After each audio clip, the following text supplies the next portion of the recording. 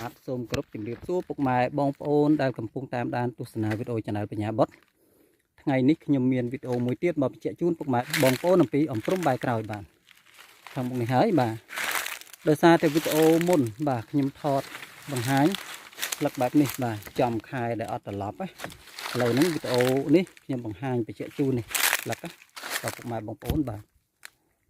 ស្លឹកគឺបែបហ្នឹងបាទហើយដើមរាងក្រហមប្រផេះបន្តិចបាទហើយប្រសិទ្ធភាពនៃការប្រើប្រាស់ធ្វើជាសុទ្ធបាទខាងខ្ញុំមានបទពិសោធន៍តែពីរទេបាទទី1យកឫសមកធ្វើជាថ្នាំព្យាបាលធ្លាក់អណ្ដើក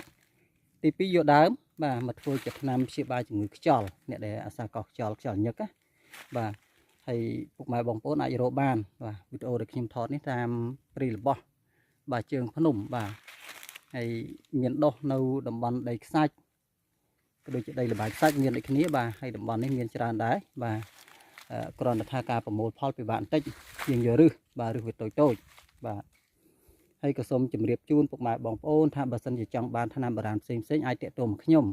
តាមលេខទូរស័ព្ទ097 31 13 046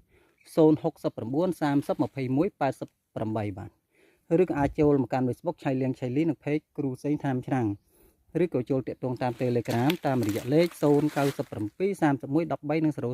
046បាទហើយក៏